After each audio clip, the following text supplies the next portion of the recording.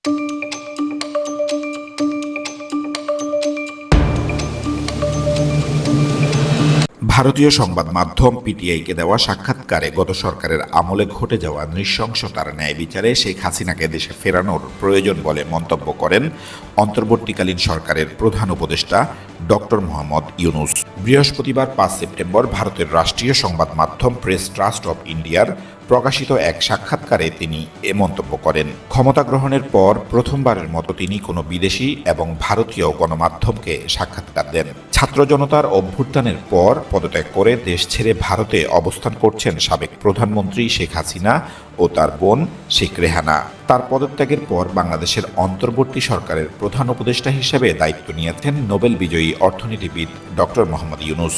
সংবাদ মাধ্যম পিটিআইকে দেওয়া এক সাক্ষাৎকারে তিনি বলেন, সাবেক প্রধানমন্ত্রী শেখ হাসিনাকে ভারত রেখে দিতে চাইলে তাকে চুপ থাকতে হবে যতক্ষণ না বাংলাদেশ তাকে ফেরত চায়। গত 13ই আগস্ট শেখ হাসিনার দেওয়া রাজনৈতিক বিবৃতির পরিপ্রেক্ষিতে এ মন্তব্য করেন অন্তর্বর্তীকালীন সরকারের প্রধান। তিনি শেখ হাসিনার ওই মন্তব্যকে অবন্ধুসুলভ বলেও উল্লেখ করেন। ডক্টর ইউনূস বলেন, ভারতে তার অবস্থানের কারণে কেউই স্বাচ্ছন্দ্য বোধ করছে না, কেননা আমরা তাকে ফেরত চাই। তিনি সেখানে থেকে যেসব কথা বলছেন তা সমস্যার সৃষ্টি করছে।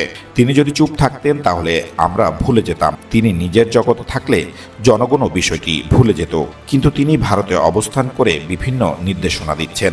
বিষয়টি কেউই ভালোভাবে নিচ্ছে না। তিনি বলেন, আমরা বেশ দৃঢ়ভাবে বলছি তার চুপ থাকা উচিত। এটি আমাদের প্রতি অবন্ধুসুলভ আচরণ। তিনি সেখানে আশ্রয় নিয়েছেন এবং সেখান থেকে প্রচারণা চালাচ্ছেন। এমন নয় তিনি স্বাভাবিক পথেই সেখানে গেছেন। জনগণের অভ্যুত্থান এবং জনরোষের কারণে তিনি সেখানে গেছেন। গত 13ই আগস্ট শেখ হাসিনা ন্যায় বিচার দাবি করে বলেন, সাম্প্রতিক সন্ত্রাসী কর্মকাণ্ড, হত্যা ও ভাঙচুরের সঙ্গে জড়িতদের অবশ্যই তদন্ত, চিহ্নিত এবং শাস্তি দিতে হবে।